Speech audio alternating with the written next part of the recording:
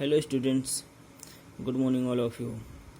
Okay, now we are going the read the civics. Okay, and so civics first lesson is a democracy.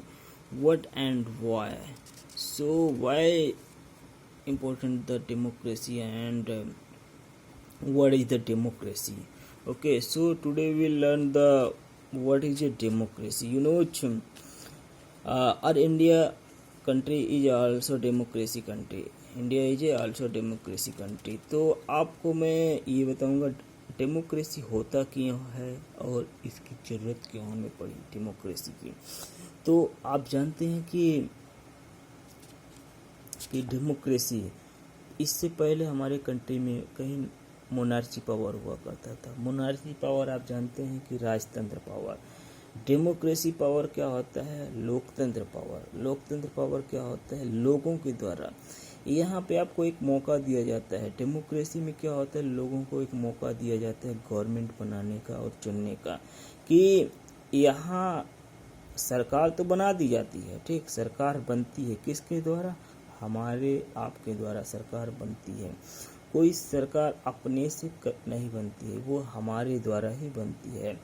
आप जानते हैं कि India में अगर 1 अरब से ज़्यादा पॉपुलेशन है, अगर हर पर्सन अगर अपनी अथॉरिटी ले ले कि नहीं मुझे ये वर्क करना है, मुझे ये करना है, तो मुझे लगता है कि कोई कुछ नहीं कर पाएगा. तो हमने देखा कि हम एक पावर लाते हैं, ठीक.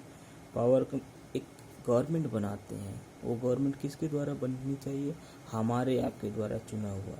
तो जब एक गवर्नमेंट बनती है तो गवर्नमेंट बनने के बाद वो हम जितने भी पावर होते हैं उस गवर्नमेंट को दे देते हैं. उसे डिसीजन लेना, न्याय देना, किसी भी चीज़ से क्या क्या काम करना है, अपने देश को कहाँ ले जाना है, अपने लोगों को बीच उसका क्या कर्तव्य है, ये सारी चीज़ें हम उस गवर्नमेंट को दे देते हैं.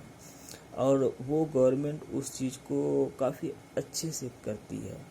हमें बिजली देती है, पानी देती है, सड़क बनाती है.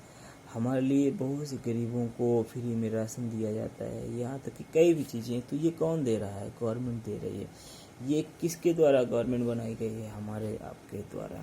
तो डेमोक्रेसी लोगों के द्वारा गवर्नमेंट बनाई जाती है. अगर हम देखते हैं कि अगर मान लीजिए यहाँ पे डेमोक्रेसी ना हो, अगर हमारे आपके द्वारा कोई सरकार ना बनाई जाए, तो जो पावर में आ जाएगा वो कभी झुकेगा नहीं, ना तो आपके लिए काम करेगा. वो हमेशा यही सोचेगा हमें क्यों हम लोगों के पास हैं, क्यों हम उनसे वोट के लिए कहें, या हम वर्क भी क्यों उनके लिए करें. हो सकता है कि कोई ऐसा बोल दिया जाए कि यहाँ पे प्रधानमंत्री अगर जो है वही जन्मजात प्रधानमंत्री रहेगा, उसके बाद उसकी जो संतान होगी वो प्रधानमंत्री होगा. ऐसे पीढ़ी दर पीढ़ी चलता आएगा.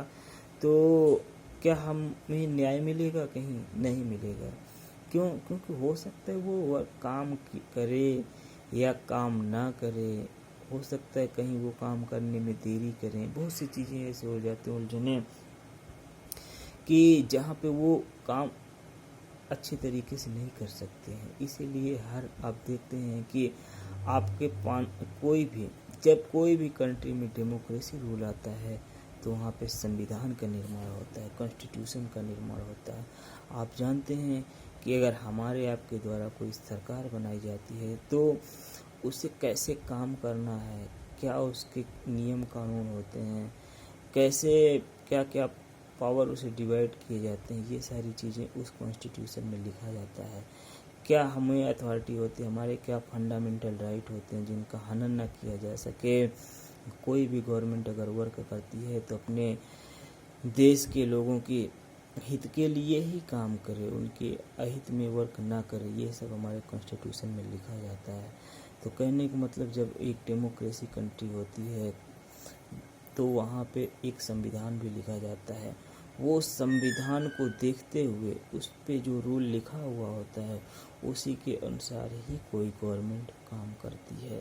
नहीं तो वो अगर उस कॉन्स्टिट्यूशन के अनुसार काम नहीं करती तो उस गवर्नमेंट को गिरा दिया जाता है. या तो हमारा जुडिशरी पावर भी जो हमारे कॉन्स्टिट्यूशन, इसीलिए बोला जाता है किसी भी डेमोक्रेसी का जो अस्तित्व होता है, जो उसका भगवान होता है, उसका क्या होता है, कॉन्स्टिट्यूशन ही होता है, संविधान ही होता है। अगर ये संविधान ना लिखा हुआ होता तो डेमोक्रेसी का भी महत्व क्या होता, ख़त्म हो जाता। भले ही हमारे आपके द्वारा सरकार बन जाए, लेकिन वो हमारे ही अवहेलना करेंगे।